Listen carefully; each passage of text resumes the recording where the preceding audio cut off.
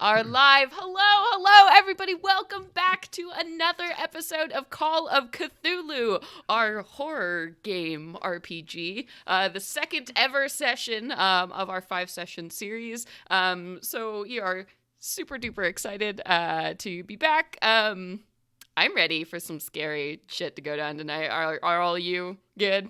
Yeah, ready? I was born ready. Yeah, ready for the spoops.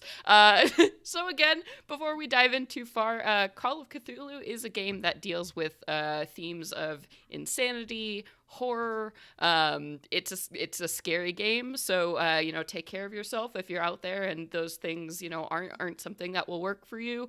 We're doing our best to tell this story safely and in a positive way, but some scary themes do come up, so this may not be the stream for you if you do have any of those triggers fresh on your mind. But that's the scary warning. But now let's go around the table here and introduce ourselves. I guess I'll start. Hello, everybody. My name is Celeste Konowich, and tonight I will be your keeper. And then it was Eugenio, right? All right. Yes. Hi, everybody. Yes. I'm Eugenio. Tonight I will be playing Alejandro, a medical student and amateur occultist who's seen some shit. Oh, yes. And, of course, we have Kaylee. Hi, I'm hoping this works. I'm Kaylee Bray. I am playing... And, she's crazy right now. She's a little bit broken. Yeah. Lost a few sanity points. Oh, Faye. Yes. And, of course, our final investigator, Sage. I'm Sage, and I'm playing Ines. She is a homicide detective for the SFPD, and she's here to take care of some fucking business. Yes, a lot of business is going about. As a reminder to anyone new, our game of Call of Cthulhu is set in the 1920s in San Francisco, specifically the year 1928, kind of right before the world is about to be racked by financial and, well, political World War II, all kinds of troubles ahead of them. But right now, San Francisco is flourishing, other than the fact that some very weird things have happened in the past week. So let's go around here. What all happened last time on Call of Cthulhu? You tell me. Let's do a recap. Well, we started at a lovely party. Mm-hmm. It was lovely. We were at a society party and Yes. a painting was unveiled. Well, before that, we all had a lovely time. But eventually a painting was unveiled. I have forgotten the name of the artist, but a well-respected artist. Marco Montoya. Marco. Oh, how could I forget a name like that? Mm-hmm. Yeah, All right. he's like a Dadaist. Yeah. So the painting was unveiled and everything went to hell. People saw it and went cuckoo. Cuckoo banana They pants. started screaming. Yeah. Our poor keyboardist got a real bad headache. Mm-hmm. Things were not great. Poor Dot. Poor Dot. All right. Yeah, Dot. it gets much worse for Dot. Yeah. Oh, one woman collapsed on the floor and was having a heart attack, and poor Oh. Alejandro was trying to save her, but she like died in his arms. before Mira, I'm not ambulance. gonna do cardiology. I'm a brain doctor. That was a heart. That was a problem. little low for That me. was- I'm not saying. I don't know. Listen, if you're having a stroke, I could help. That's right. But a brain attack, but a heart attack, I can't. Mm-mm. God. Uh-huh. And then at which point everyone was starting to freak out and clamoring for the doors, and then Ines was like, police, everyone, be calm, be cool, we're gonna get through this situation and everyone will leave. And everyone was like, oh shit, cops. Because it's prohibition and everyone was Like- drinking. Like, ugh. Uh-huh. And then Ines took everyone's statements that was left there, including the three sisters, the weird sisters, The Weaver sisters, Weaver sisters. who are a little bit weird. They are weird. They're a little eccentric, to One say might the least. And so Ines took down a bunch of statements from everyone and was starting to get ready to get that paperwork started. Yeah. Mm-hmm. And we all had sad nights. Pretty Mhm. much. Yeah, how'd the week after the party go for everyone? I mean, it was normal until, was it Thursday Thursday. night? Yeah, so like, standard first couple of days. And then Thursday night hits. I was at the hospital Mhm. and some weird, like a weird homicide victim was brought in to the morgue. Yeah. And I was just sort of curious about it. And I think I heard something about like something to do with their brain. So I ended up asking the morgue, what is the person that works in the morgue? Coroner, medical examiner. Thank you. Their like assistant, what was going on because I'm friends with them. Daryl. Yeah. Oh yes, So I do have sweet. Daryl's name written down. Not the artist, but Daryl. The important ones. Sweet Daryl. Sweet He just Daryl. Oh, loves and his mother mom so and his much. mama. Eating his Oh, little sandwich. oh, Daryl and that sandwich. Oh God, he's just in for a world of hurt. Um, You'll well- be the first to die. well, no, that was Dot. We got That that was one Dot. covered. Unfortunately. So I don't know that that's Dot Faye yet, doesn't but know that. right, exactly. I know that someone died and that their brain liquefied on the inside, but not who it was. Ness did find out who it was because she arrived on the scene at the Fisherman's Wharf at 4 in the fucking morning. Yep. The fishermen, or like 3 in the morning, the fishermen were just sitting out for the day, and they pulled up this young lady from the water, and so Ines recognized her as one of the band members that performed at the salon. And then was immediately like, oh shit, I gotta call some people. So she was trying to figure out what her name was and like what the band's name was and everything. And so, and then that's when, yeah, well, and then, oh, poor Faye was having a hard time trying to figure out where her friend was. My roommate, my friend, Oh, I forgot she was your roommate too. Mhm. Oh, best friend. the Yeah. dramatic Searching irony was everywhere. killing me. Yeah. Yeah. So Yeah. over the course of Went the into week, the mob story. yeah, Mom. yeah, you would just kind of watch her health sort of degrade until suddenly she just didn't come back Ugh. one day, and then we roll around to Friday when all of you, well, a couple of you got some calls. Mm-hmm. The Weird Weaver sisters rang us up and said, "We need you back." So we went back to their place where the party had been the previous weekend. And basically they were trying to get everybody who was at the party that saw the painting that night together, was my understanding. Mm-hmm. Yeah. And we waited forever Yeah. for people to get there. So awkward. It started off like we were so sure that we were going to like question people and get stuff done. And then like 6 hours later, we're like, well, are you sure here you we didn't are. see anything? Yeah. Yeah. Have you thought a little bit harder about it? Yeah. Yeah. It was. Sorry. Ooh, my throat. Yeah, And then at about, I don't know, sometime in the evening, I think it was like one 10 of the PM. sisters, one of the sisters was like, "It's happening," or something really cryptic and sudden, right? And we didn't sort of notice anything in particular, but she was like, "It's happening, come with me." So Inez and I hopped in the car with her and her driver, I think, Mm-hmm. Mhm. and took off speeding for whatever was happening. Yep. And that's where we found Faye. Yep. Who was fighting off some invisible fucking monster and Which apparently- screaming. Which apparently Inez and I took in total stride. We were like, "Oh yeah, that sucks." No, everybody was fine. Faye's the only one who Except lost Faye. any sanity. Well, understandably so, perhaps. Understandably so. Don't go looking behind dumpster. Nope. That's what we Therein learned. lies the- In the dark, Yep. in the rain. Just say Yeah. no. None of that. Yeah. And then what was the very last thing that had happened? She got scratched Mm-hmm. and she failed a sanity roll. Mm-hmm. There is something that you're looking for, and I haven't gotten to it yet. Oh no, when Alice Then- pulled out her Oh, double barrel shotgun and shot That's the invisible right. thing. that's right. I forgot about that. The sawed-off shotgun. The sawed-off shotgun. Oh, Inez.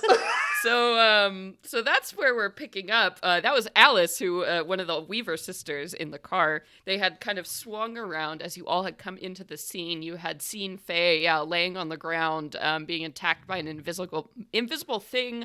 Inez had jumped out of the car. Alejandro had like more peacefully left the car. All the while, Alice pulled out of her giant carpet bag a sawed-off shotgun and like fired off at this thing. You had seen a spray of like black blood from something that had like stumbled back into the darkness. And so right now it's like 11 o'clock at night, rain in San Francisco. It's dark here because these are back alley streets that Faye was taking to get home.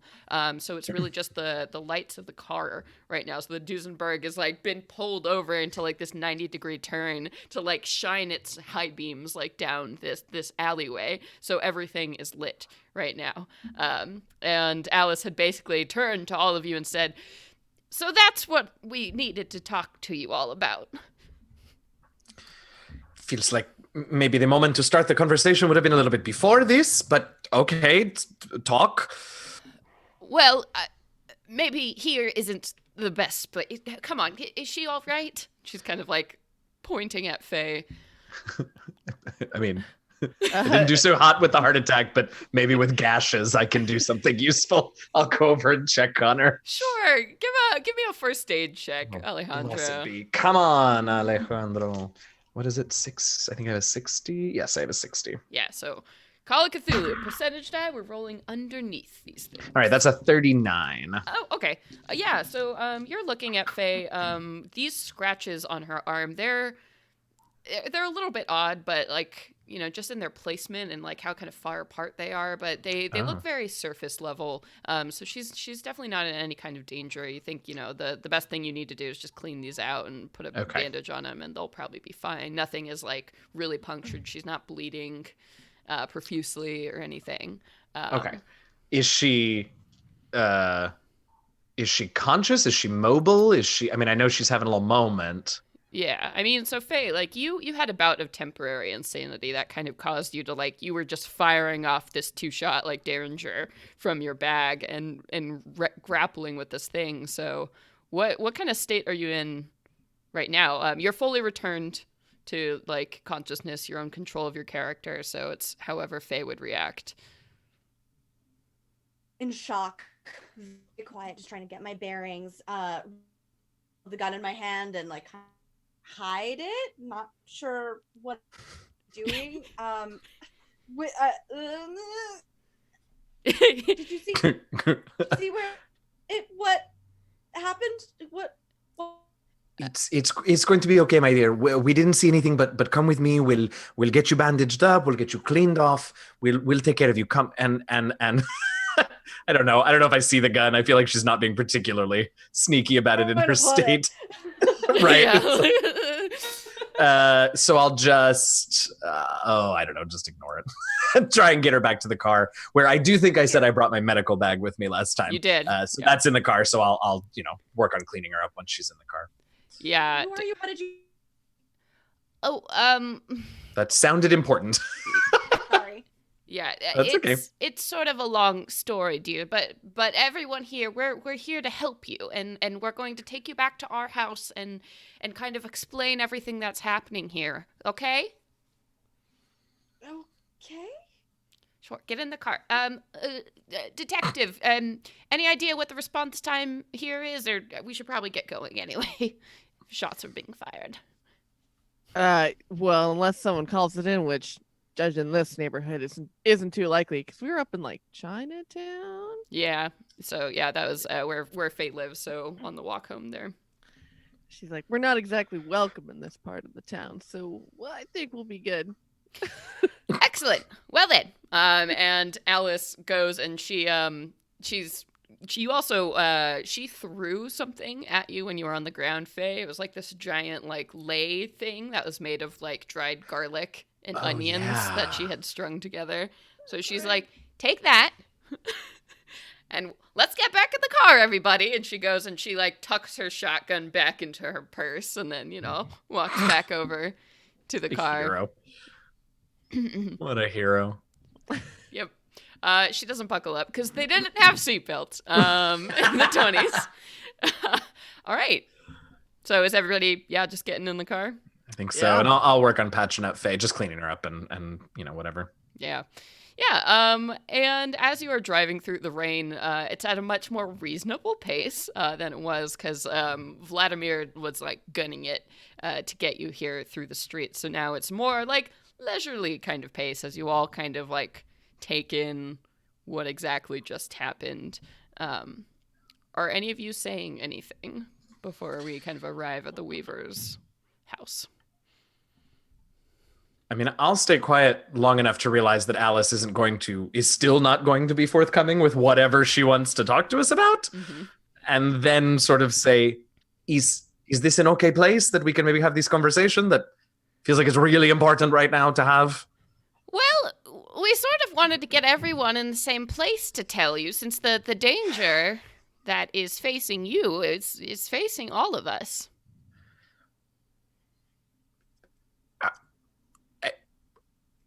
Okay.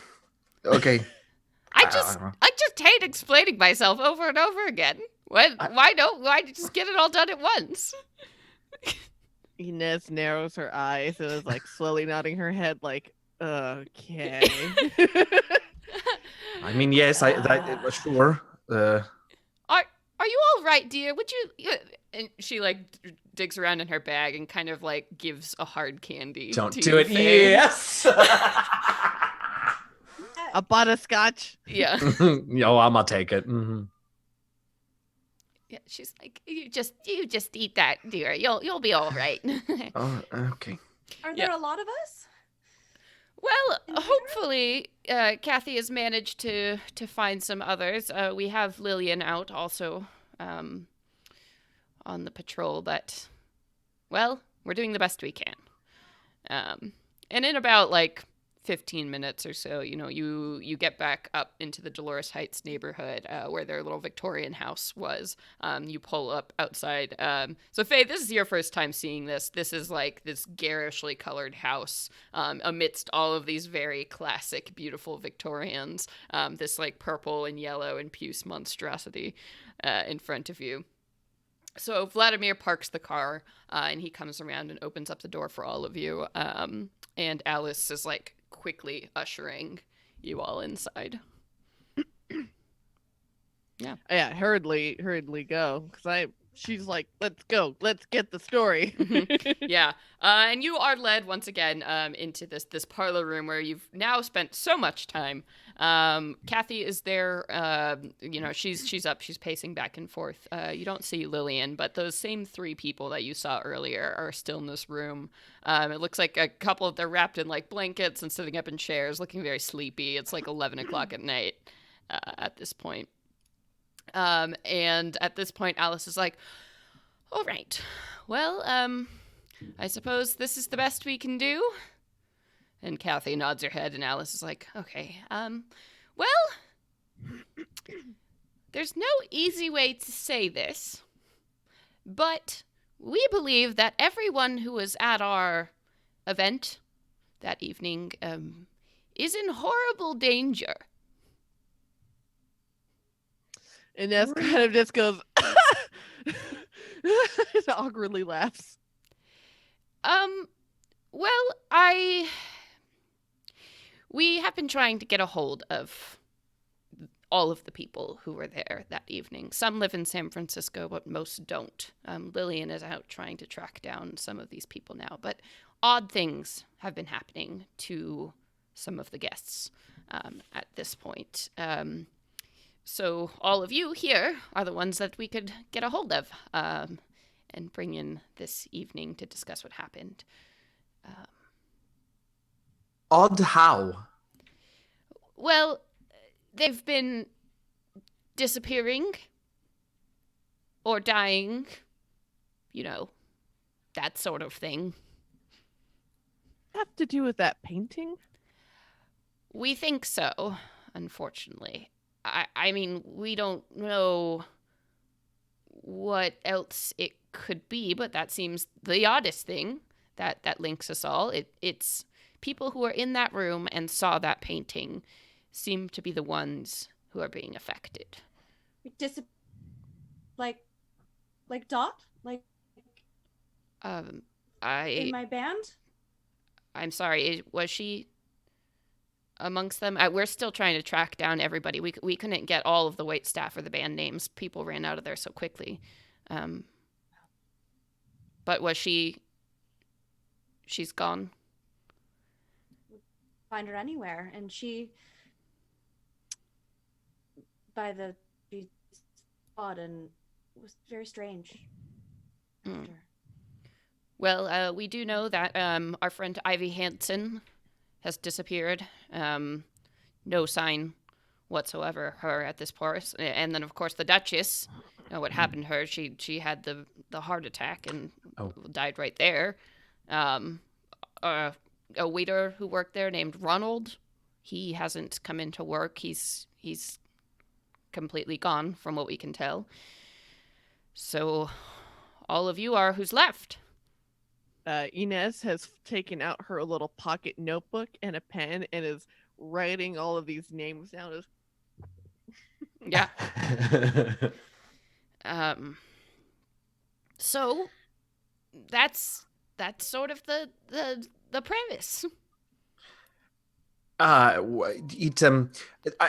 be it from me to tell you what the news is, but it feels like you're bearing the lead, which is, of course, how do we protect ourselves? How do we fix this?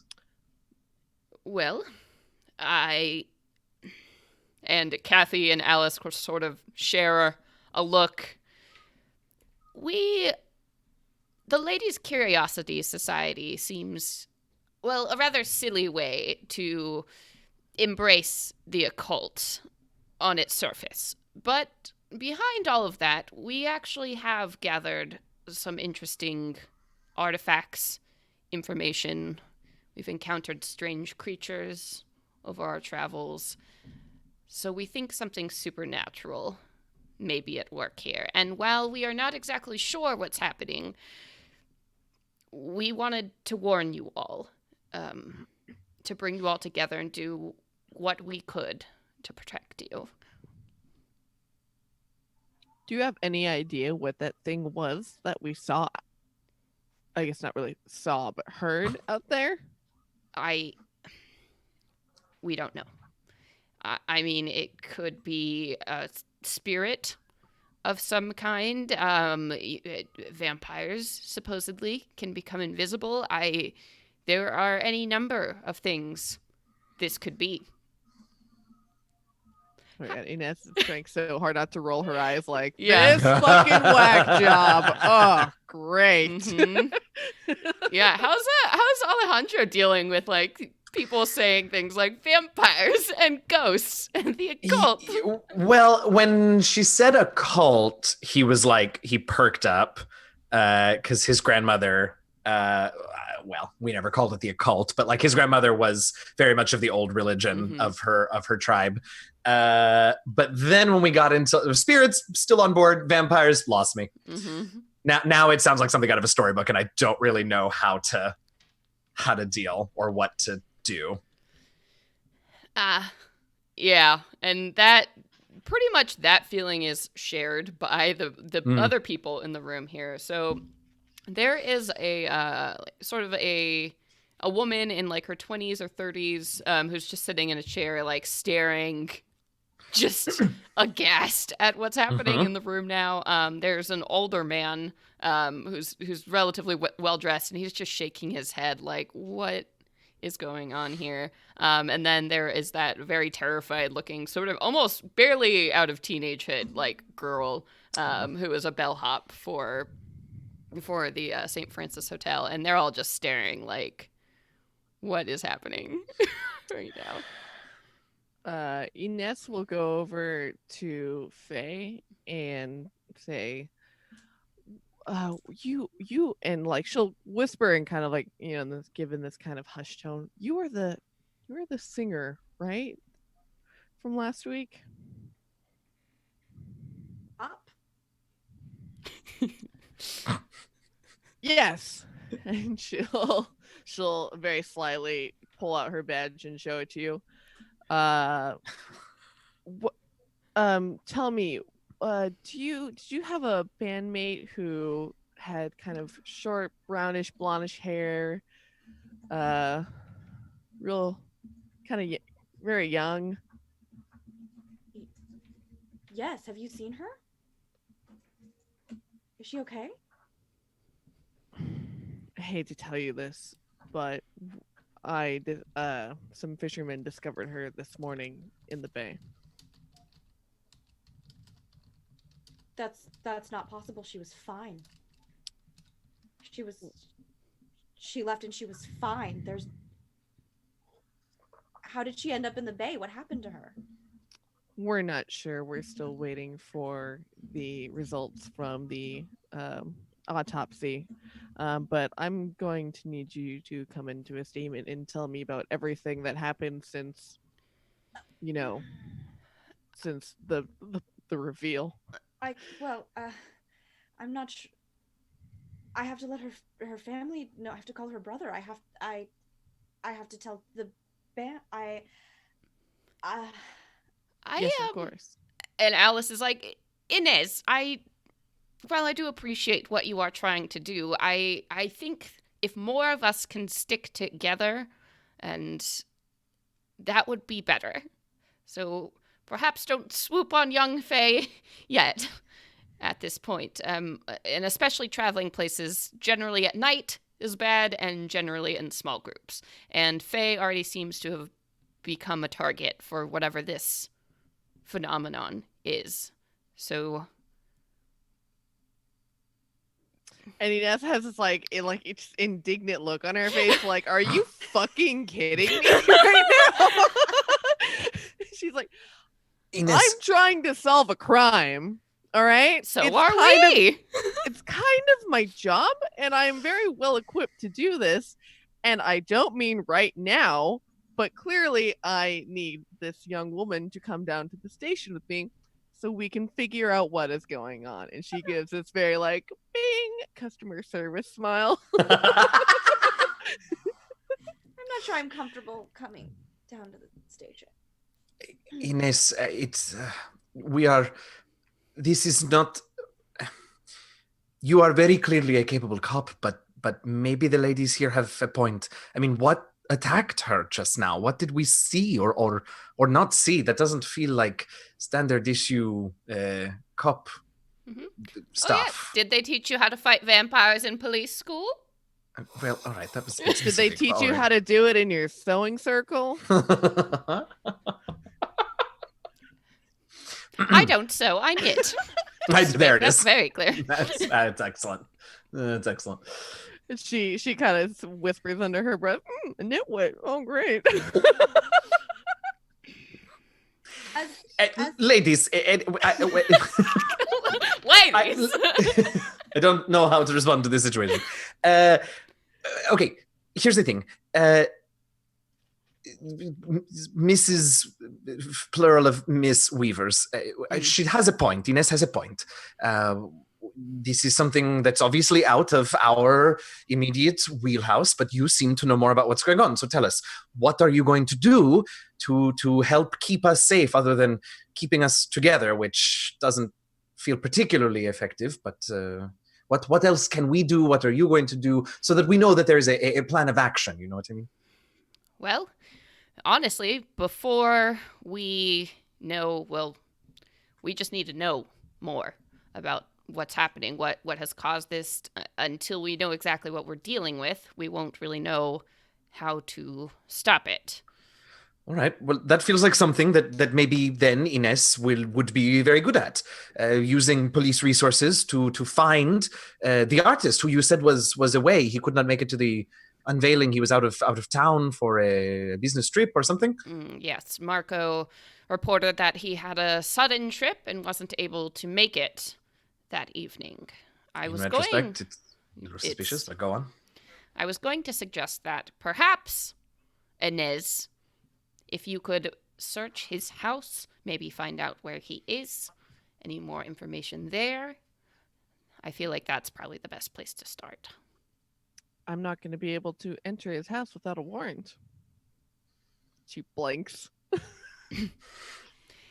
Is there anything we could do to help you get a warrant? Because there are a lot of lives resting on this situation. If you would like, you can stay here and protect everyone, and I can go search the artist's house. How about that? I'll help you. Yes, just call into the station with a tip about drug smuggling or alcohol in the house, and I can go check it out. Alejandro just looks around when you say alcohol in the house. There's none visibly out right now. Sure. We're all drinking tea. If some people's tea smells stronger, I don't know. I don't know what that is. Just let it steep too long. Yeah, it's just very brown. I don't. And so Alice does. She'll go over to the phone and then start, giving it some rolly dials, and it's like, "Hello, police. Yes, put me through to the station. Whose desk should I go to, dear?" Oh, you'll want to call Anthony. Yes, Anthony? Yes. Grandma's calling. I'll wait. Oh, God. And yeah, she comes on the phone and she rattles off very quickly. She's like, "I was just driving through this neighborhood and all of a sudden I saw they were just loading in booze. Yes. Yep, that's the address. No, whole casks of the stuff. Yeah. Oh no, I do happen to have someone right here. If you need somebody to be sent out tonight, yeah, I happen to know Inez is working this evening. Mm. Hmm. I don't care that it's highly unusual. They were barrels of booze. It's not okay. It might be whiskey. All right, go on. Oh, thank you very much. Your warrant is being taken care of. Thank you. Wonderful. This whole time, just like tennis match between the two of them. Just Yeah, well, like I said, some people should go with her so she doesn't stay alone. Any volunteers? She kind of looks around the room. I do feel like I should go with you, Ines, just on the off chance that there is something to what the Weaver sisters have told us. It feels like maybe your, how to say it, practicality as a cop and my willingness to remember the stories that I heard as a child might work well together. Yes. The only one Go ahead. Sorry, I guess there's technically. Does that mean I? Yes, I think you should, dear. You're my patient now in a way, and I want to make sure that doesn't get infected. And plus, I think it would do you good to keep your mind off of all of the other terrible things we've learned tonight. To keep busy, in the most dangerous situation. Never mind. Yeah, I know it wasn't a good. I just want you to come with us. I don't know. We do know that you're also handy with that little derringer, so that's helpful. Yeah, but I need a little extra ammunition for that. I don't suppose you have any lying around. Let's see what I can do. And then she looks. Look at that. Didn't hear that. Yeah. And then, Alice looks at the other three people in the room. Anyone else? No? And they're all like, Well then, here we are. Come with me. And she'll lead you off down the hallway onto another large kind of drawing room area. And this room, just their hallway was kind of framed by all of these really interesting statues and objects and other artifacts from all of these different ancient cultures. This room here has full suits of armor and heads hung on the walls of different great roaring bears and goats and all kinds of strange creatures, things floating in jars that have been set up.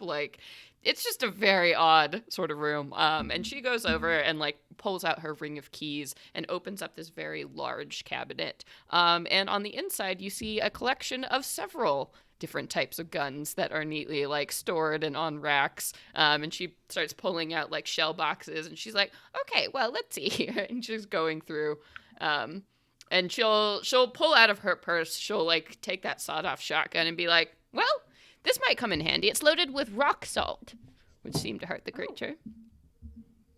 Okay, who's in? You come in. Oh, me? No, I think Inez has got this one.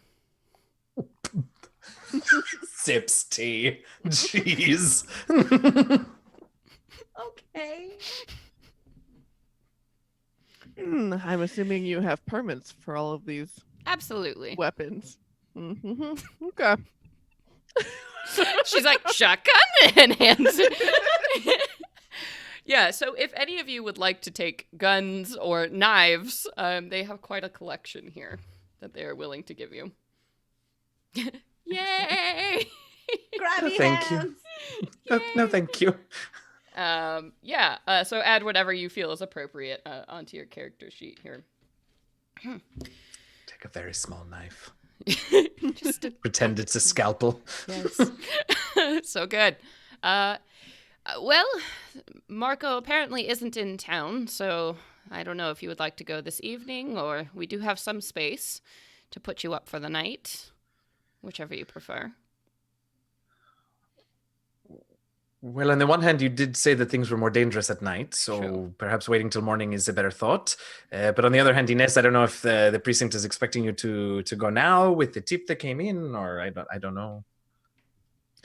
It's late enough. They won't be asking for any details until tomorrow anyway. So it'll be better to go in the daytime, I believe.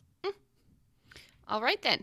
well, let's start making arrangements. And she kind of claps her hands together, and like Kathy gets up too, and they start like going upstairs and fussing around. And there are 6 of you now in the house. So between like the house couches, they have a couple of guest bedrooms. Somebody ends up on a rollout. They have like a cot. You all get generally comfortable sleeping arrangements for the evening. How do you all sleep? Do some of you sleep? What's going on? Definitely a very fitful sleep, like the kind of sleep where it takes forever and you're just tossing and turning no matter what you do, and she just can't quite get comfortable, and yeah, just really fitful and anxious. Yeah. It's Friday night. It is. Yes. I think I zonk the F out. Yeah, it's been a long It's week. been a long week of classes, and like I have heard that particularly in med school, doctors sort of either die or get the amazing talent to just sleep whenever and wherever they can. Oh, yeah. I think I'm just out. How's Faye doing with everything? Faye pulls the flask that she has strapped to her thigh out and just saves herself a little bit for some courage she's undoubtedly going to need tomorrow. Yeah. But kills most of it and does her best to just become totally unconscious. Yeah. I imagine that there are some nightmares. Oh, yeah, definitely. So the night passes.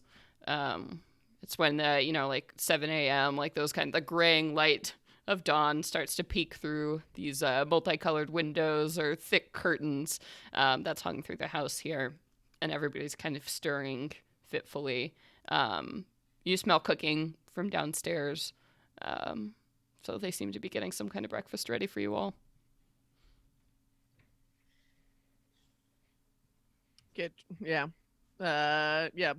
Button back up the button up and head downstairs and grab some grub. Yeah, and then so Kathy is out there. She's like laying out some scones that are still warm from the oven, like she just made them. Oh. And pouring out fresh pots of tea here. There's also coffee on the table. Those people that you saw earlier yesterday are all kind of flooding around. Not really sure. I guess this is just so odd for everyone. Nobody has very much to say as this is all happening. And Kathy's like, well, dears, do you need anything else from us? Do you have a phone? I have a couple of people I need to... Oh, yes, of course. And she points at the one like in the parlor where you all were assembled last night. I have to tell everyone about Doc. Yeah. Hey, everyone, let's go move to the kitchen. And she kind of like lifts up the plate of scones and like takes them away to give you some privacy. Yeah. When we go into the kitchen, I guess I just sort of ask, is there an idea of maybe what we might be looking for? I mean, are we trying to find out where Marco is? Are we trying to find out more about the painting? Or what are we looking for exactly? I mean, I think our best bet would be to speak to Marco about perhaps what... I mean, the painting was horrible, obviously, but it also had some kind of, I don't know, some kind of effect on everyone. If we can get to the bottom of how that happened or why, I don't know, anything to you could do to locate him. Perhaps you can find ticket stubs or anything. Where is that painting being kept currently? I would like to see it again. I'm not. Yeah, she's like, it's downstairs in our vault. Okay. You really want to go see it again? Yes, and if you have any of his other works in your vault, I would also like to look at those. Oh, you've passed by several of them, and she like kind of points out into the hallway, like where a bunch of his paintings are. And they're very like abstract expressionist kind of, shapes and colors and they're like beautiful paintings. I mean, nothing like the horror painting that you saw before. Yeah, she's like I said, we've known Marco for years and bought many of his pieces. But anyway, yes, let's go downstairs. With me. She goes along. Yeah, she goes back out into that parlor, and she, kind of like looks around, and then she like tugs on the right hand of one of the suits of armor in the room, and like there's as a wall opens and there's stairs that go downstairs. Excellent. I love it. I love it so much. She's like, you're just getting all the family secrets today. And she'll lead you downstairs. She lights a candle that's like been left by the top here. And she goes down and she's like, wait just 1 minute. You can't see the code. Very well. Click, click, click, click, click, click, click, click, click, click. All right, now you can come down. Yeah, and they have an honest to God, like, safe vault thing, like, downstairs in their house. This thing is easily, like a 10 by 10 foot room, and it is crammed full of objects. You can see that there are several paintings, like, against the walls that are currently wrapped, and piled up against one place. You see that there are some statues that are wrapped, all kinds of artifacts, like boxes that are labeled, like Egypt and China, and, like, all this different artifacts contained in this vault down here. While she's down here, she is definitely gonna want to take a look over everything that is out in display visibly and try to, just if anything really just pops out at her. Sure. So probably the most impressive thing that you can see, most things are wrapped or covered. There's a partially wrapped, like, white marble statue. You've probably seen, like, in art books before, some, like, very Grecian statue of this, like, bare-breasted woman with her hair is, like, down that flows around her body to sort of, like, make a dolphin at her feet. That's probably the most interesting thing that's out right now. Okay. Yeah. There's also like a jade dragon that's like about 3 feet long or so, and it's carved like in this beautiful like up and down just incredible shape with these golden like tipped spines and claws, and it's a whole collection of stuff. And she goes and like points towards this painting that's still wrapped in kind of that red velvet thing. She's like, well, be my guest. Feel free to turn your back, and she'll wait to see if she does anything before she'll draw back the curtain. Yeah, no, she'll keep looking at it. And yeah, it's like you just look at it and you just, oh God, like you realize like that non-Euclidean geometry comes to your mind again. And the more you look at it, just the more impossible these shapes are. And it fights with your mind to even process it. But something about this painting is different than when you saw it last time. Why don't you go ahead and make me like an intelligence check to see if you can really tell what's different. Ooh, that is a success. Okay. You think, and you're not even sure now, like you're having a hard time remembering what it looked like even in your mind's eye before, but you're pretty sure that there was some kind of reptilian creature in the painting before. Mm-hmm. There isn't anymore. It's just these like winding stone labyrinthian arcades stretching out in front of you, but there's no figure in this painting. She's gonna try and like move it out a little bit and then look behind it and try and study it and everything, being like, is there something I'm missing? Sure, give me a spot hidden roll. Oh, I'm real good at that. Oh, I'm a detective. I'm real good at clues. That is definitely a success. Okay. Yeah, you are, you're looking at this painting here, you kind of like open up the back of it, you're checking for like any panels or anything here.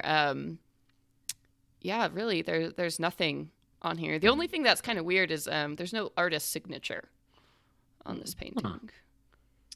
and she'll like lay it back against like the rest of the stack of the paintings or whatever, and she'll be like, "Do you?"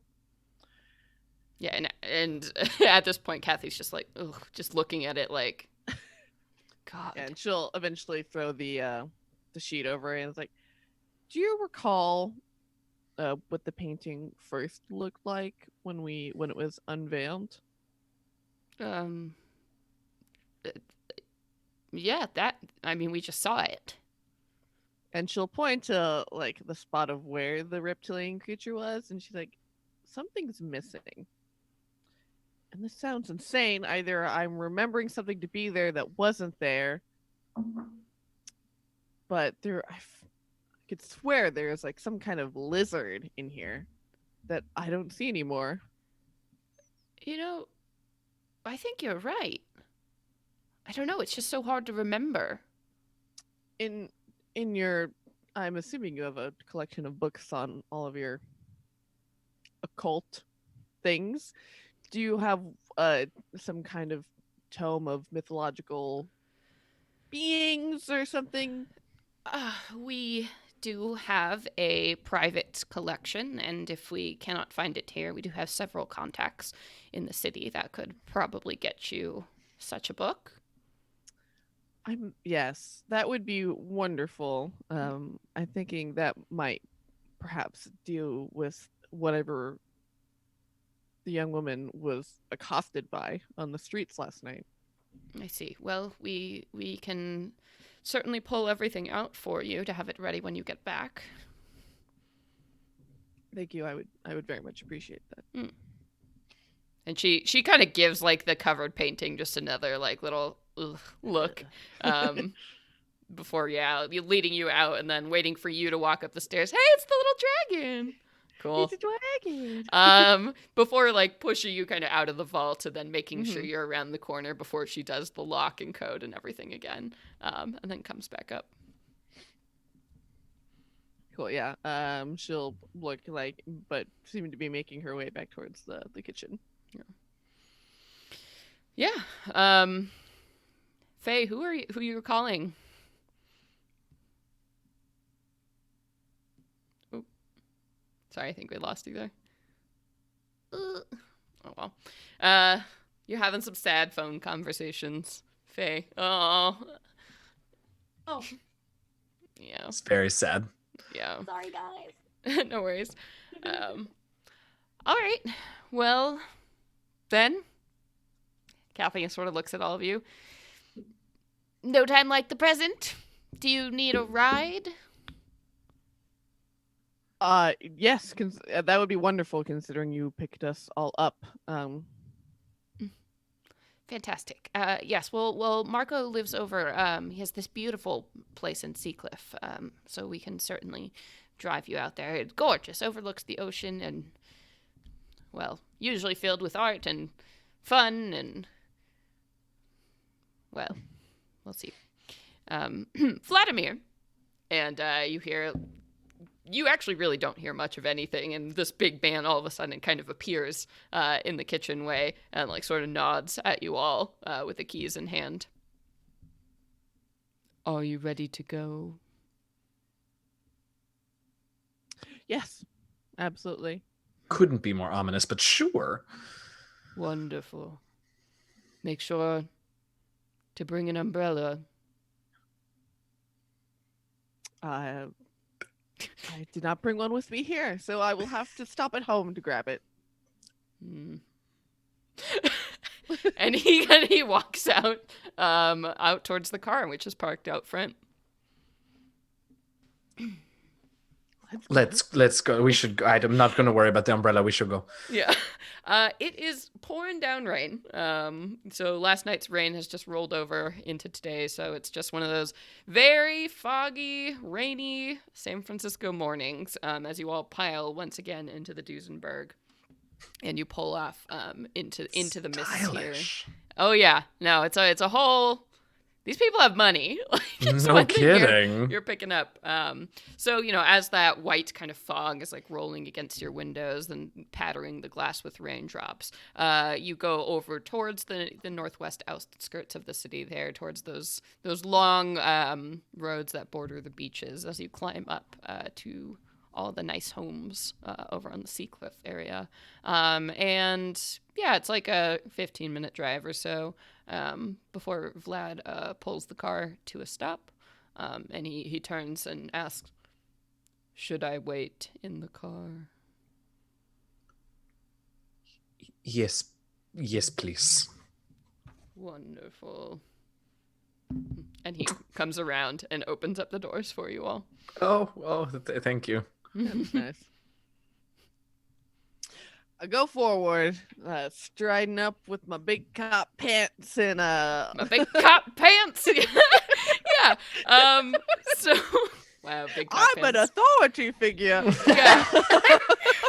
So the Seacliff neighborhood is just, again, so this is like a street that is bordered right along this cliff that overlooks like the overlapping ocean, which you can hear, but you can't really see right now, just in the foggy atmosphere here. But all of these homes, they're set a little bit apart from each other. They actually have yards, which is pretty rare for San Francisco. Most of these homes are like 2-3 stories. You can see, beautiful like French doors on balconies and lots of space and just gorgeous buildings. And this one in front of you sort of had like a Tuscan style to it. So orange terracotta and then these like lovely black wrought iron like doors and balconies on it. So clearly higher end. Marco's doing pretty well for himself. And the yard is like neatly manicured and has a stepping stone paveway that leads up to this red door. Yeah, she whispers under her breath. Not much of a starving artist.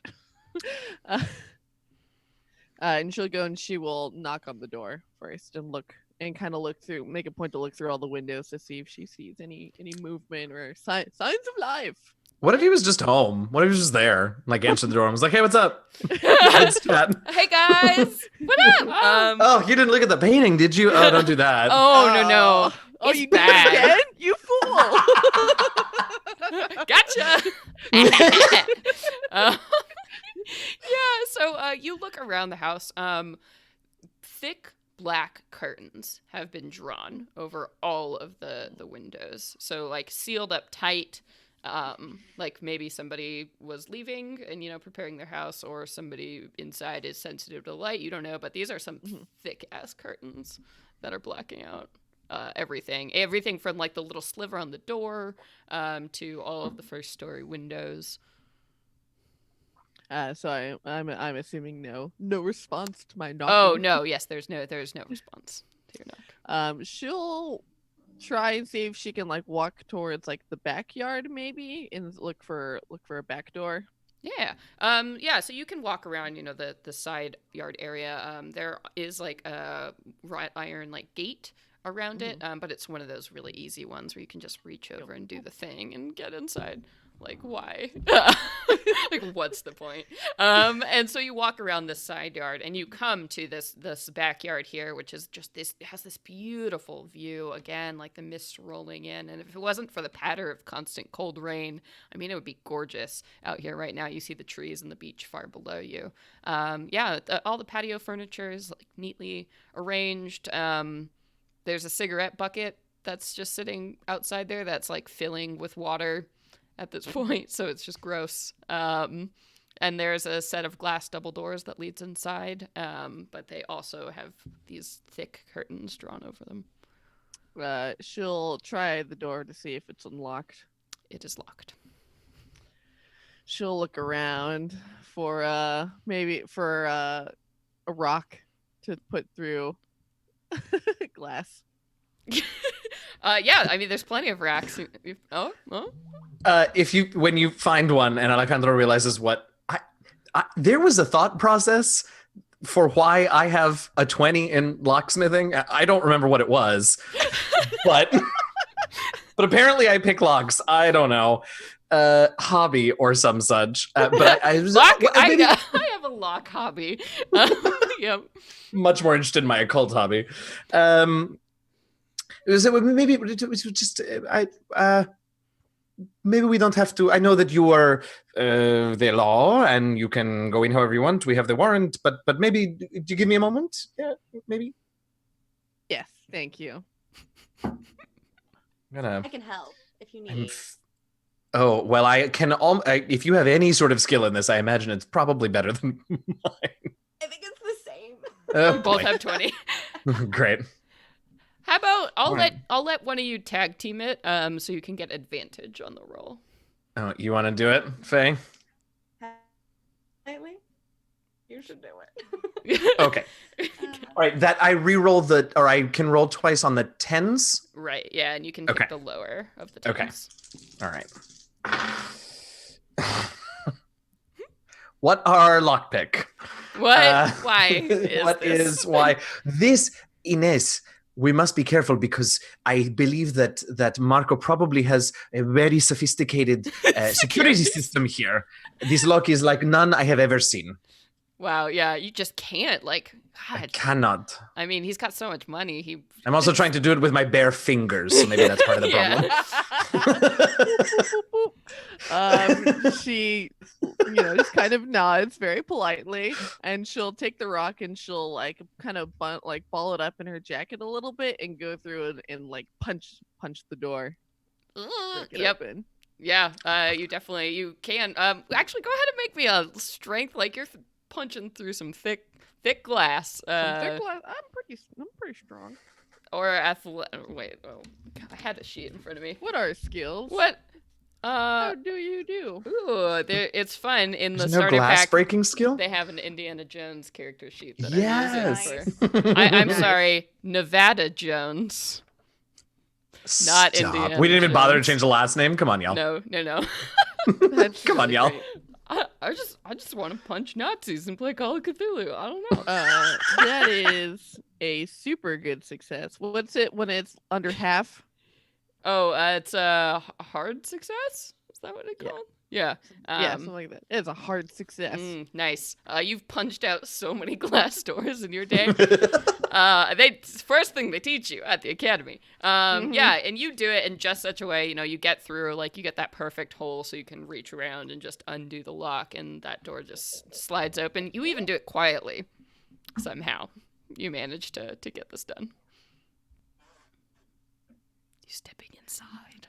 Oh yes. Okay. So the door, slides open with your pressing, and you can push away those black heavy drawn curtains, and you find yourself standing in like a dining room. This place probably was very tastefully decorated. You can tell, because all the furniture that's smashed on the floor is like really nice furniture.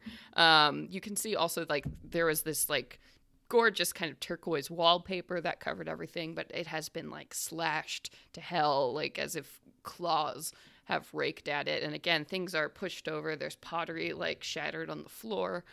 You can see from this point here, this dining room leads forward into a kind of a larger sitting living room. And then there is a kitchen off to the side there. And you can see stairs that lead kind of closer by the front doors here. She'll immediately start trying to flick on lights to see if they work. Sure. Because I assume it's pretty dark with all the blackout curtains. Yeah, and you do. You flicker on lights, and yeah, they turn on just fine, except for like lamps that have been smashed and are on the floor. You said the wallpaper was like slashed and torn. Mm-hmm. Little out in left field. But do they look like... Well, this is a weird question. How do I phrase this in a way that makes any sense at all? Basically, what I'm trying to figure out is if they look like claw marks and if they have like sort of the same odd spacing that I noticed on Faye's back. Yeah, which is super specific, but... Yeah, go ahead and give me some kind of, let's see, maybe like an intelligence? Or Sure, like I buy that. Medicine, natural world? Oh, I might have taken natural. Is this no, I the didn't. natural world? I don't know, Is it? Sage. Okay, I'll Or is it the supernatural? That's a 53. My intelligence is 70, so yeah. Okay, sweet. Hang on, I think one second. I did notice that. Y'all, I can't help but do silly things every now and again. I know we're trying to be spoopy, but the lock picking with the fingers was just right there. Yeah. So yes. Shit. So with that intelligence, you would say yes. The scratch marks on Faye and the wall do look rather similar. Ines, Faye. Man, What? I think that invisible thing that attacked you, Faye, I think it is what did this. Faye, do you have that the garlic and the onion and the oh, good. Maybe we should go to the Smells kitchen. great, by the way. I bet it Yay. does. Maybe we should go to the kitchen, see if there's any more of these, so, or not. Well, not made like that, because I don't know why he would have a necklace of it. But maybe we could find some garlic and onions or something to take along with us, because I don't think we're gonna see it if he decides to come after us. Salt. Clearly. Salt helped. Who did you take the shotgun? I don't know who took the shotgun. Did anybody? I don't think anybody took the shotgun. Oh no. Inez totally did, because when Alice offered it to her, it was like shotgun after she cheekily asked if she had any permits. Okay. She was begrudgingly take it. took the I love sawed-off it. shotgun. I love it. Perfect. So many violations. Yeah. Breaking the law. Yeah. So you want to search the kitchen for salt and garlic and anything else of use? Okay. Just gonna make a little, A little kebab. Yeah. Just little spices. veggie kebab. Yeah. So as you get into the ruined kitchen here, and again, it just looks like somebody just, I don't know, had a brawl in here. It's like everything is just smashed or scattered, has been pushed off of countertops. So you're digging through, cabinets and stuff. You can tell immediately that this is not a man who cooks on the regular. Doesn't have a lot of ingredients at all. There's a couple cans you find. Does he have an ice box? He does have an ice box. She'll look in to see if she can tell how spoiled the stuff in there is, maybe, because if he hasn't been home for a while and hasn't been accepting his daily ice deliveries. Yeah. The only thing in the ice box is half a bottle of whiskey. She'll take it. Okay. You find some butter smashed on the floor. You can find salt, but you can't find any garlic or onions or anything that would resemble fresh ingredients. Anything powdery in it, well, probably not flour, but Baking soda. Sure. Yeah. I'll take some of that with me. Sure. You got some baking soda. You got some table salt. Okay, now we get to make cookies. Yay! And as you Flourless cookies made out of bacon. I'm sorry, I'll be quiet. as Alejandro goes for the baking soda, she's like, oh, if that thing comes back, we should sprinkle that on the floor to see if it does come back, it'll make tracks. Yes, this is. I was going to throw it when it came at us, but this maybe will give us a little more forewarning. Yeah. Yeah. Okay. What's next, gang? You're gonna keep searching the rest of the house. Yeah. So what else is? What other rooms are? I don't know, man. Yeah, so this on this story here, it appeared to be the dining room, the kitchen, that living room, and then you saw a set of stairs leading up, kind of by the front door. Does it look like the destruction continues upstairs? Everything looks pretty messed up. Okay. Even part of the banister has actually been collapsed, like something punched through it, or you don't know. Well, if there's nothing in the living room here in the salon, then upstairs it is, I suppose. Cool. What's the marching order? Who's going upstairs first? You? I'm going up first. Okay. Oh, yeah. All right. Who's She's the got out back? I mean, I guess I'll go next. I don't like it. I don't like this at all. Hey. But, and that mean, well, the only reason I'm leaving you in the back phase is because you also have a weapon and I do not. Yeah, So you can cover our rear. Inez has out her police baton. Doesn't go right for the shotgun. Nice. Okay, we're working up to it. Yeah. Nice. Yeah, and as you get towards the top of the stairs, Inez, a very familiar smell kind of hits your nose. That sort of coppery smell of blood. Oh. Mm. And as you like kind of just take a peek down the carpet that lines the hallway up here, there are spatters of blood. Yeah, shit. Yeah, she'll immediately go and look at the splatters and see if they're like trailing off in a direction or if it's just like pooled in an area. Yeah, it's sort of chaotic. I mean, Alejandro, even without a check, you would know that this isn't enough to be like a full human's worth of blood. Oh, nice. So someone didn't like bleed out and die. They just were No, injured. this looks like, yeah, like an injury, kind of like trails up and down this hallway here, and then kind of sort of leads, or most of it is concentrated towards one door at the end of the hall. Yeah, she'll definitely head down towards there and very slowly try and open it. Sure. Yeah. So you do kind of, open up here, and this is a very, very large room. You think probably a couple walls have been knocked down to make this room take up a big section of the house here, and this wall has like these gorgeous like floor to ceiling windows, or they would be, except that they've been closed up here, and the floor itself is covered with kind of a thin canvas on the ground that you can see spots of paint or flecked all around, and then a bunch of different easels are in this room. It looks like maybe like 20 or so of these, of canvases of different sizes in various states of completion here.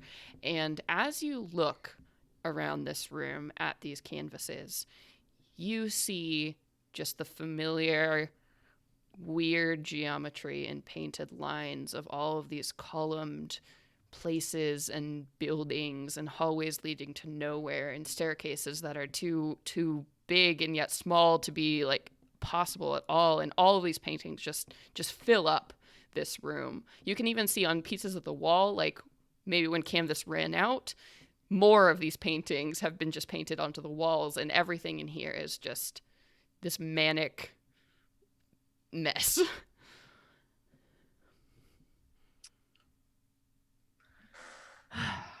Whoa. Go ahead. No, that's all I had to say was whoa. She's gonna look through each of the paintings and scan to see if she can see that same reptilian figure in any of them. Sure. Yeah, so since you all have already dealt with a sanity check to see those paintings, basically once you succeed on a check for a specific thing, you don't have to roll again. But looking at these paintings is still just an extremely psychologically uncomfortable experience. So Inez, as you like force yourself to look at each and every one of these paintings, not a single one of probably these 20 paintings has one of these reptilian figures in it. Not a single one. Is there anything else in the room? Any sort of storage containers or a desk or a cabinet, a filing cabinet, anything like that? Sure. Yeah, there's like artist there's other supplies and easels and like paintbrushes and stuff that have been kind of laid out. There's really not much else like furniture wise in this room. Are you looking for something in particular, or just kind of doing it? Well, I was looking for, really like a desk or something that might have a ledger or ticket stubs like the Weaver sisters mentioned to us, but this doesn't feel like the room to find that in, so I'll wait on Inez and try not to lose my mind looking at these pictures. Yeah. And again, there are plenty of blood spots on the floor of this room mixed in with all of the paint. Yeah, does it look like there's a central place for that where the primary laceration occurred? Sure. As you kind of scan the room, why don't you... Yeah, there's like a concentration sort of over like by one of these main windows where there is like a big red puddle here where probably the initial injury occurred. Windows still intact? The windows are intact, yeah, but they, you can move aside the heavy curtains and the windows are still there. And you see the gray and everything outside. Does it look like, can I tell if the blood, so the blood originated there and then moved into the hallway? Like it moved through this room and out to where, okay, great. Got it. Yeah. If you want to give me a medicine check to see if you can maybe get anything more from Yep. that. Yeah. Um, My medicine's a 70. That's a 32. Yeah. okay. Yeah. So this blood concentration here, it's high spatter and like goes even Oh. up to like eye level on the curtains. Whoa. So sort of it must have been some kind of strange injury that probably happened above the waist at some point, Uh-huh. and then there, and then the trailing from that Hand point. at the level of your eyes. All right. Well, when Ines, when you're finished with these horrible things in here, I think maybe we should follow to see. It looks like he was injured here, primarily by the window, and then he must have fled out the room into the hallway that we came from, and perhaps we should see where else on this floor he went. Or he, I assume it was Marco. Who knows? And she'll nod and she'll, very clearly like think about what you're saying.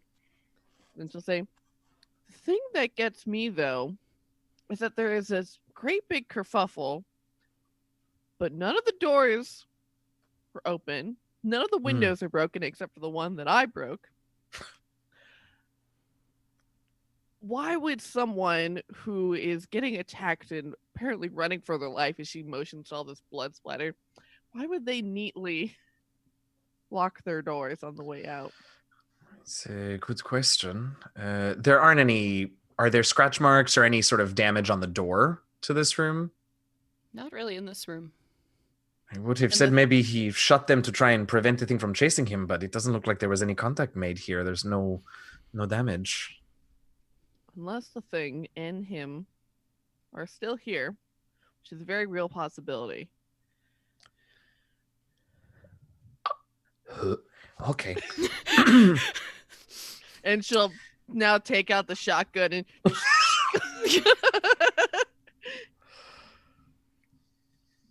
did it come from? I think it must have. I think it must have come from the paintings. I mean, I suppose maybe it is something incorporeal and it can go through walls and doors, maybe, but I don't know. All of these images here, I think it had to come through the painting, daft as it sounds.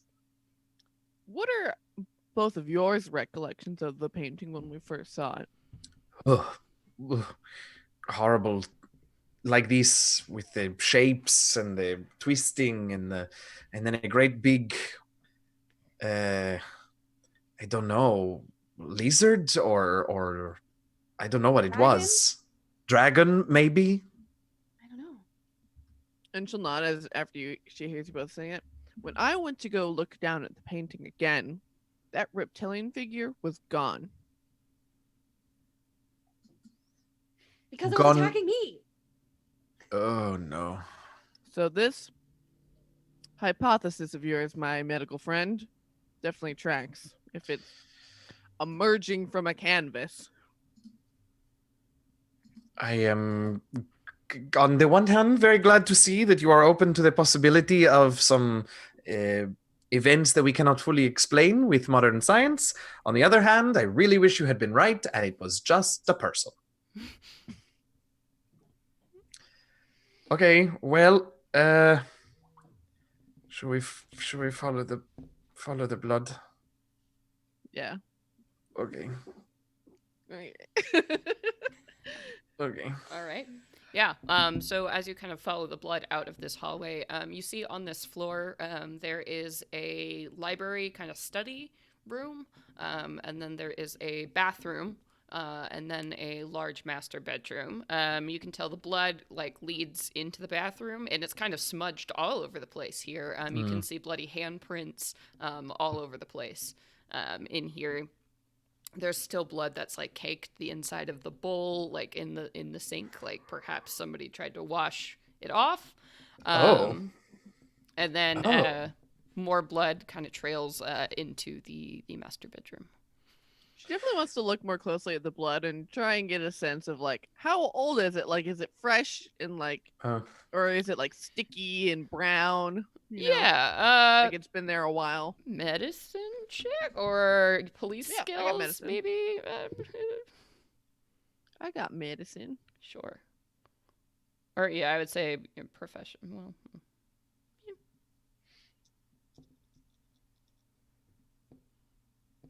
Ooh, 47. What's my medicine? Where are you?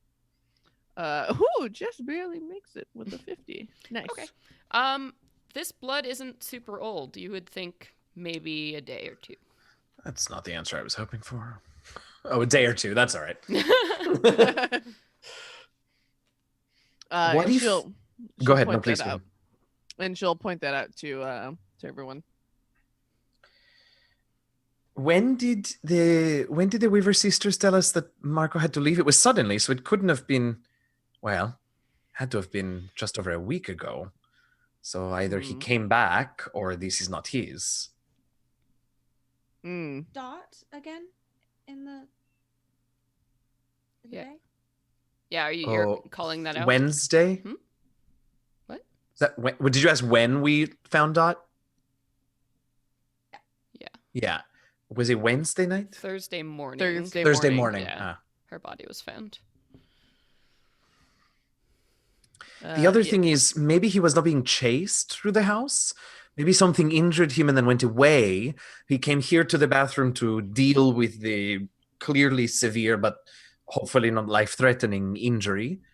Couldn't or didn't fully deal with it and then continued on. But to your point about the doors all being closed and the windows and everything locked, maybe it did not pursue him. Maybe it went away back into the painting and he was left alone to deal with this grievous injury. That could be too. At this point, I'd like all of you to go ahead and make some listen checks for me. Oh. Now, what do we do if we don't have listen?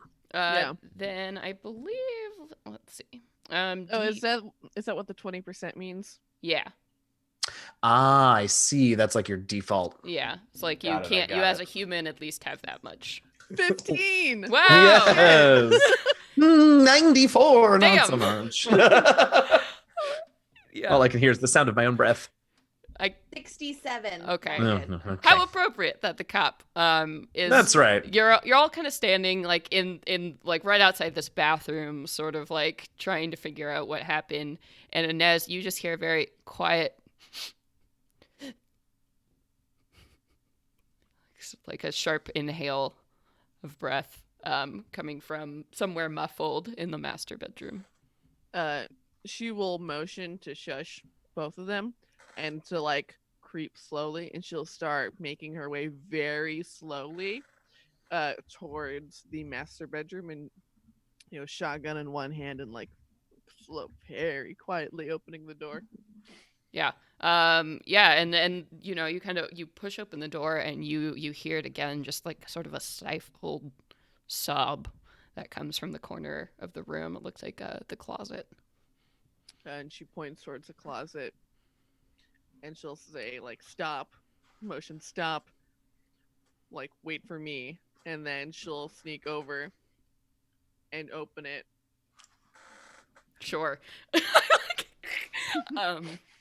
And as you open the door, there's a sudden like scream that comes from somebody on the other side as you see a man is huddled like miserably on the floor, like trying to hide behind these coats and everything. And as you kind of look at him and he screams, you see that there is like white bandages that have been like wrapped around his eyes that are just like these trailing like bloody marks at this point, as if they've been gouged out. I would like everyone to make a sanity check. No. Oh, it's horrible. I love it. Oh, God. Where is my... Oops. Oh, no, come back. Okay, there it is. Oh, no. Oh, no. Faye, you too? Oh no! Really? Oh, I got a yay. 99. Oh, Oh, I got 89. Oh hell. Yeah, the gooey eyeballs. Too, 34. too much. Oh nice. Oh, Okay, you all did right. Get it, Faye. Faye. Faye's like, I seen some shit. That's Um, right. All right, Alejandro and Inez, go ahead and roll d6s for me. Wait, no, don't roll that one. It always rolls a 6. Mm-mm-mm-mm-mm. Roll this one. Rolls like shit. Oh, it's a 1. All right, you lose 1 point of sanity as this happens. And Inez, how we doing? Hold on. Sorry. There we go. I forgot. Oh, a 3. Okay, so you lose 3 points of sanity. So Alejandro and Inez, what is happening? Like when you see this just miserable specimen of man just screaming and crying blood in this closet, what is it? What is it that gets you? I think it's everything. I think it's the totally unexpected. Like, I figured if we found him, he'd probably be dead. But he isn't. And then the bandit, and he's bleed, and it's just too much. And I think because it's only 1 point, so it's not like the most severe thing. So I think I just freak out, right? Like I fall down, and just also sort of that awful thing of like, he's yelling and I'm yelling and we're yelling at each other. Yeah. Yeah, and Inez, how's this going? Yeah. So Inez, she actually has a little bit of a scar over her left eyebrow because when she was a kid, her older brothers, they put together fireworks and lit them off, and one actually like hit her in the face. So she has a very real thing about eyes. So she's just like, nope. Yeah, immediately starts like has that very like empathetic pain where she just like she feels it and like takes this personally, and she just absolutely freezes up like a deer in the headlights. Yeah. And how is Faye staying cool? What place is she going to that she's cool as a cucumber in this situation? I'm just glad it's not me. Yeah. At this point, I think it's just Fair. I'm surviving. This is his fault. So I'm just like, you know what? I almost died. Dottie, you don't need eyes. Yep.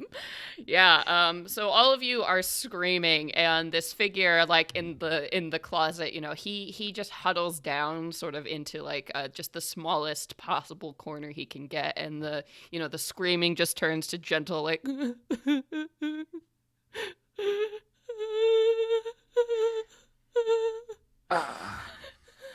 It's on you, Faye. We're having a moment over here. Yeah, Inez is totally frozen in place. Like she's just stunned, not making a sound, anything. Then the guy will start saying, "Go away, go away, go away, go away, go away, go away." Safe. I think. Just not safe when they can crawl and swim and fly up What? and down the waves What is and it? the stars and the not safe, and I can see them even when my eyes are gone. I can see them. Oh. Do this? I can see them. I can see them.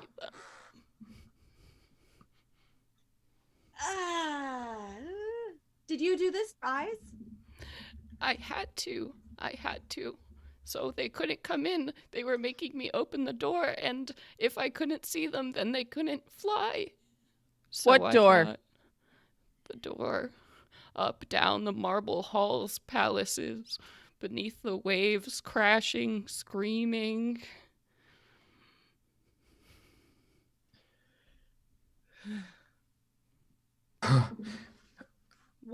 What are they? They are nothing of anything here from beyond the waves, the stars. Oh my God. I couldn't stop. Are you Marco? I was. Oh. I thought if I couldn't see, then I couldn't paint. They couldn't make me paint. Um, okay, okay. Um, Marco, will you come? We'll keep you safe. It's okay. Would you come with us right now, please? We can get you medical care, and we can make sure that you are safe. Do you want to give me like a persuade or a psychology check, something to Mm, try and get do you think I have broken man to Yeah. try and come with you? Oh, I've got them both, so we'll go with persuade. It's a little better. Okay. Nope, that's 94. I'm Yeah. still also like in between every couple of words I retch Yeah. Mm. looking at his eyes. But Yeah, I mean, you can tell, and around the bandages too, the blood is caked, and like, there's some yellow pus, and you're like, that sure's come with us. gotta be infected. You don't know. We'll get you medical. smell. Yeah, and he doesn't get up off the floor. He's like, no matter where I go, they see me from beyond the stars. I can't. If I stay, I don't know. Are they here? Are they watching? Can they move through walls? They move from beyond in Ugh. dreams. In dreams. Dreams.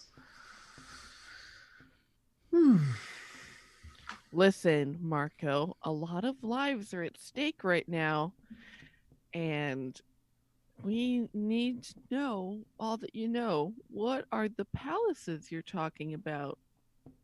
The palaces, the marble halls, the twisting caverns that go on and on. You turn left, you turn left, you turn left again, but you're somewhere different. It doesn't make any sense, but that's how they live under the waves, beyond the stars. That's how they live, their palaces, their cities. What? Do you know what they look like? I can't see. Oh. I have to get out of here. I have to not be a part. I can't do this right now. So you all, I'm not gonna go far. I'm gonna go to this study. I can't. I'm sorry. And I gotta go. I gotta leave and head Yeah. over to the library or whatever while they deal with Marco. Ugh. Yeah, Mark will just, keep kind of crying and whining on the floor. Yeah, so Alejandro, you can, get out of there and make a right turn into that study. Yeah. Just look through the desk, and if there's a desk in there and any papers, again, trying to find the information that the Weaver sisters told us about, even though we have found Marco, but maybe where he was will give us some important information. Sure. Yeah, you're looking around. I think you're a little bit, kind of distracted by what's going on Yeah. in the other room. So you're, flipping through books and receipts and everything. Everything in here is kind of a mess too. But you think that might just be like normal everyday mess Sure. as opposed to being destroyed downstairs. Yeah, so you're searching this room, and Inez and Faye, is there anything you're doing with this man? She's trying to coax him out of the closet. It's like, Look, we all will come out of the closet in our own time. It's too easy. I'm sorry, that was dumb. She's like, you're safe. We're here for you. We're trying to find whatever it is. Don't worry. I'm here to protect you. But you got to come out so we can get you medical attention. Yeah. Yeah, and you're talking to him. He's just kind of pushing further back. He's not having a good time at this point. And so you all are in the middle of this when all of a sudden downstairs you hear a crashing sound as if somebody has just like kicked through the door. What was the driver's name? Vladimir. Vlad? Is there anything you would like to do in the second? And as you hear a very clear like of a gun being Excuse me? cocked. She will motion for Faye to get under the bed. and she'll close the closet on Marco. Marco. Yeah, and as you hear that, you hear a call from downstairs. A voice kind of call, "Hey, Marco, it's us, your old friends. Come out, buddy. You owe us something. Oh, come on. We heard you're in town." She rolls her eyes. And yeah, you hear, Italians. huh? Yes.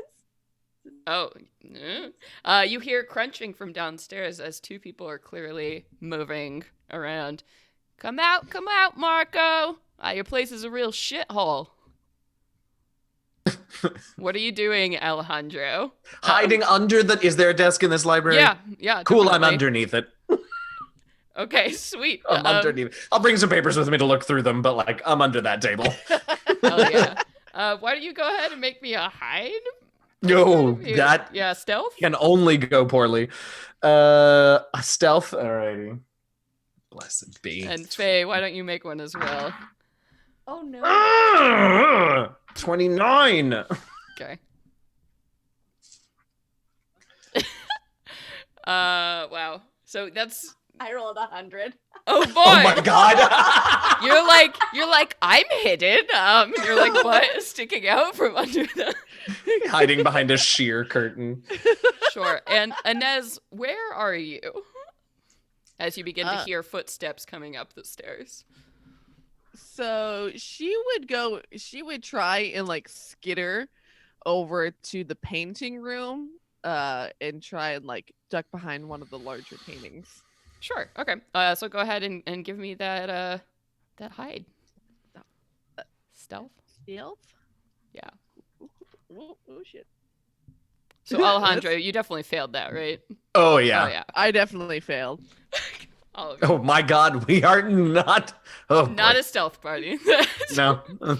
It's alright. Things, we learn. Okay. Well, let's see. Who do they find first then? Oh god. Probably. 1, 2, 3. Oh, We're just rolling a d4. Keep it great. I love it. Okay, cool.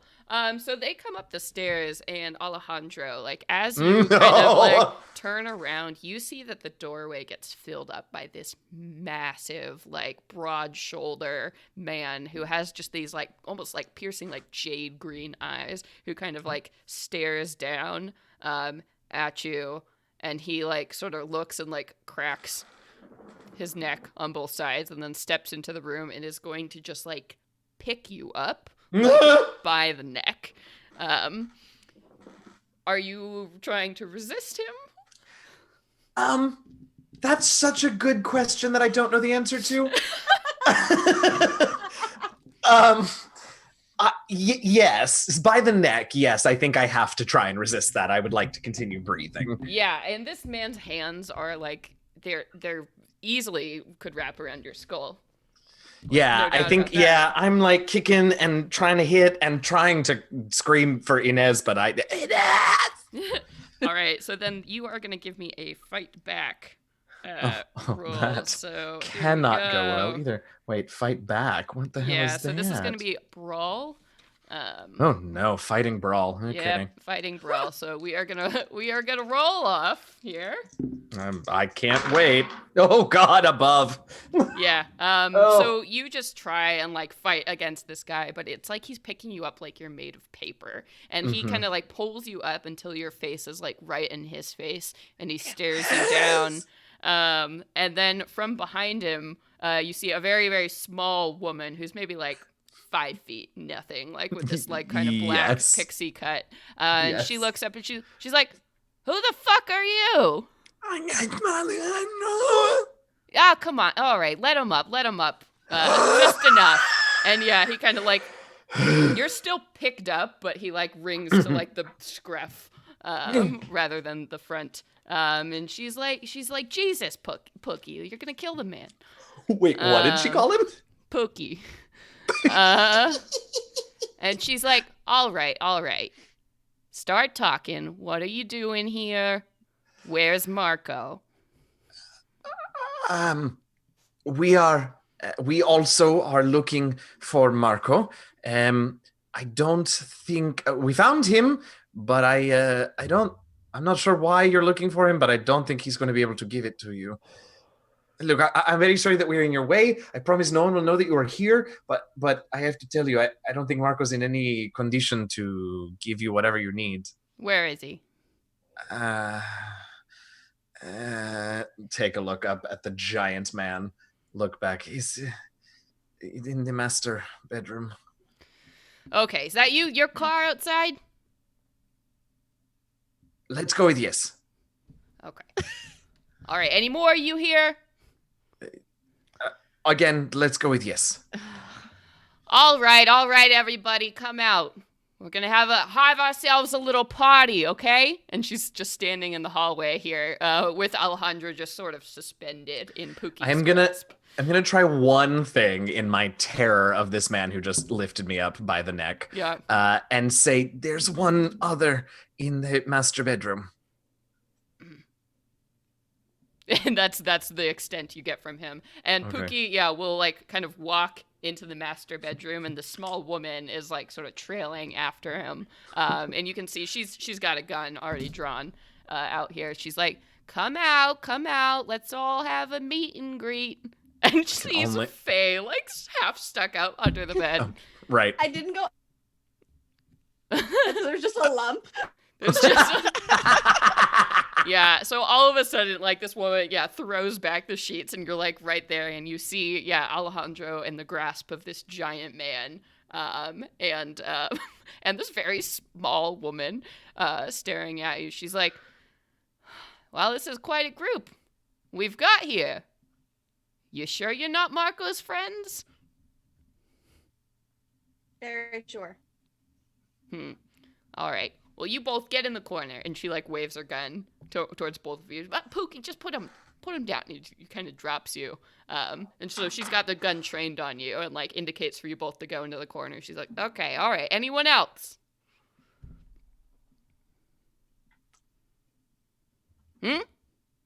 Marco's in the closet. All right, Pookie, go get him. And Pookie just goes over there at what seems like a single leap and kind of opens up the closet, and he's like, Careful, Pookie. You're going to have to make a sanity roll. Pookie's fine. He's seen worse shit than this. He's done worse shit than He's done. this. Yeah, that's exactly it. Cement shoes, am I right? So he opens the door, and she kind of leans over, and she's like, oh, fuck. All right. Okay, well, pick him up. We'll take him, and you, what are your names? Come on, what are your names? Alex. Okay. And you, Dame? Faye Gladstone. All right. Okay. Here's what's going to happen. We're going to take Marco. You're going to stay up here. You're going to count to 500, and then you can leave, all right? Where are you taking him? That's none of your damn business. Count to 500 after we leave. Capiche? Okay. All right, Pookie, come on, let's go. And Pookie, like, just slings this guy, like, over his shoulder, and, like, blood is, like, running down, like, the back of his shirt at this point. But he doesn't seem to care very much. Yeah, and Pookie starts to head out down the stairs. Oops. Where's Inez? Yeah, what's Inez doing? So they didn't even come to your side of the hall. You're on the other side here. Did I hear them? Yeah, I think you've heard all of this so far. Okay. So she would be waiting till she heard like, all right, well, come get him and, get out of here and count to 500. And she would want to... She definitely doesn't want to make this worse. So she was going to try and run over, maybe to try and get to a window to look outside to see if she can see their car and write down their plates. Yeah. Nice. Okay. Yeah. So you do. You hear, you hear going down the stairs. The woman's like, "I can't hear you counting." 4, 5. There we go. 6. Happy Hanukkah. And she goes and like goes back down the stairs, and you hear like a thunking sound as this door like sort of gets closed in a frame that it no longer fits. And Inez, go ahead and make me some kind of spot to see if you see this car. Ooh, mega success. Which is great because it's raining and foggy and very hard to see. But you somehow manage to get the plates on this kind of just black sort of beater like car that's parked over. You do also see that like your car is gone. Oh fuck. And she's like, yeah, under her breath. Fuck. She's very angrily writing down these license plate numbers. Scratch this shit down. Yeah. And then once she'll wait for them to pull away, and then she'll go over and and try and find Alejandro and Faye. Yeah, I See think how they're doing. 35, 36. 51, 52. Yeah. You find them. They're huddled in a corner. Are you all right? 57, 58, 59, 60.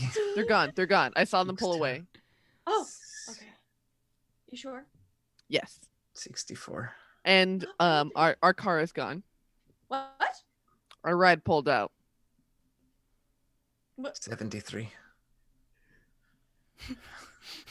So, What do we do? What do we do? I'm going to find a phone and call the Weaver sisters and see if they know. Vlad looked like an individual who could take care of himself, so I doubt that they messed with him. I'm sure they had to get a ride somewhere. And she'll go and try and see if she can find a phone and operator. Yeah, Get me- operator, please. Ring, ring, ring. So there was a phone that was downstairs. It is part of the calamity of whatever happened down here, and its pieces are smashed on the floor. She's like, damn it. Well, we'll find one, but let's, I guess keep looking through here real quick, and then we'll figure it out. We'll make a plan. 123, 124, 25. The scariest villain of all humans. Yeah. So eventually, I mean, you can figure out a phone situation. Even if you Sure. have to like walk, down the street and get somebody. Right. These are all rich people. Yeah, we'll go to a payphone. Yeah, exactly. And you manage to, get a call, and they're like, "Oh, I'm sorry. Where's Vlad?" Just totally, like what? But yeah, they'll send a cab around to pick you up eventually. Oh, well. And bring him back. But yeah, was there any other business that you wanted to take care of in the house, or anything else you wanted to do here? I mean, I do feel like we should have a moment in the house to see if there's any indication of like what heinous muse infected him, or where this came from, or if he did really go on a trip and it wasn't just about like that mess in the art room, like where he went and that sort of stuff. Like we didn't really get too much of a chance to actually check for any of that. Yeah, I think why don't all of you go ahead and give me like some spot hidden checks, just like as you're kind of putting things together in the house. Noise. A success. I got it exactly. It was a 25 and I got a 25. I believe that's still a success. Great. Yeah. Finally. Faye's like, no. I don't find anything. I've had a day. I have had a day. And then so Inez, yeah, what did you get the hit the mark? Okay. Yep. Yeah. So once again, looking around the house, you don't find any indication that he was on a trip at any point. In fact, like as you're looking at like some of these paintings and just like, everything, it looks like he's probably been holed up here painting this entire time. Certainly this week. certainly before that, and it's just odd and strange. And when you keep like searching the room more, at some point you do find in the wash basin, you kind of like poke around in there and you see some remnants of eyes and like a piece Oh, of no. glass, indicating that Oh, he no. did this to himself. Mm-hmm. And then probably the last thing that would really, catch your attention as you're looking around in the study, there are a series of odd books that have been kind of stacked up against his desk, and they're books like on geometry and on like ancient cultures and sort of like art books. And you Ooh. see pages have been like dog tagged, and then as you kind of like flip through them, you see at some points he just like started writing on the pages. So like margins of these books are filled with these like scrawling kind of strange notes, and like things are circled and like there are question marks like drawn in there. And like as you flip through these pages in these books, like whatever research this guy has been involved on, it clearly grew in his mind and out of hand, until some of these notes, like you can't even start making out what they're saying at a certain point. So all of these tomes kind of in front of you are telling a very scary story of an artist slipping more and more into madness. Well, we're going to bring them with us, because as terrible as an idea as I know this to be, Alejandro would be like, books, let's read them all. Let's read some books. And I think with that, we're going to end our session for today as the plot thickens. Yay! Thank you so much, everybody. We all survived another episode of Call of Cthulhu. It is super great. Let's go around the horn here and tell folks who you are in the real world and where people can find you. Let's start with you, Eugenio. Hi, everybody. I'm Eugenio, sometimes not now, but sometimes known as your friendly neighborhood dungeon master, DM Jazzy Hands. You can find me on the Twitters and all the stuff that I do at DM Jazzy Hands. I am the DM and the producer for an actual play podcast called The Last Refuge, D&D podcast called The Last Refuge. You can check us out on Twitter at DND Last Refuge. We drop new episodes every Wednesday, so check that out. I'm also a designer and a writer working on some stuff. And what else am I doing that you all can see? On Thursdays, starting in 2 days, I'll be on the Wandering DMs channel playing in a game of Dragon Age, GM'd by the incomparable Tani DePass, Cypher of Tyr, with Kelly the Opera Geek and Simon from Wandering DM, Deirdre, and a newcomer to the streaming world named Andrew. So we just had our session 0, and I'm very excited. So you can check us out at 9 p.m. Eastern, 6 p.m. Pacific on Thursdays at twitch.tv/wandering DM, wandering_DM. I don't know. Look at my Twitter. Hell yeah. And Sage, who are you? Where can people find you? You can find me here tomorrow. In fact, March 11th, I will be storytelling The Descent into Avernus, a continuation of our campaign in which Celeste plays. And then I also run a Dragon Age stream, which Eugenio was so kind to be a part of this past Friday. So which much was It was so fun. a great time. And then also, of course, playing in the Venture Maidens main campaign is Cara Brunhilde. Yes. And of course, Kaylee, where can the folks find you? You can find me at Hoppa Barbarian on Twitter, and Kaylee McBray on Instagram, and Dice and Nice everywhere. Check out our princess parody show about the princesses playing RPGs. Hell yeah. And my name is Celeste Konowich. If you want to see everything I do, you can always check out my website, celestekonowich.com. I am the dungeon master for Venture Maidens, and today I just launched a Kickstarter. That was today. For The Ultimate Guide to Hair, which is a 5th edition Dungeons & Dragons supplement to die for. It is a project that's over 60 pages of new subclasses, races, spells, artifacts, magic, all the things you can name, all based around the theme of hair. So it's awesome and ridiculous and fun, and I'm posting the link right here in the chat, so you should go check it out. If you like artists, maybe just give us some bucks, or if you want the book, you should do that too. But check that out. Yes. Oh, you all are so great. Yeah, we'll be back tomorrow, 7 p.m. Pacific with Descent into Avernus. And then I'm looking at the schedule. And then Sunday, of course, Nosim will be back on the 15th with her usual video game stream. But that's all for now. So we're going to say Cthulhu away, right? That's the Oh, plan. right. Okay. Yeah, and then we didn't come up with anything better. No, it's good. I like it. But until It's perfect. next time, Cthulhu away! away! Cthulhu away, everybody. It's good. I like It is it. good. I do.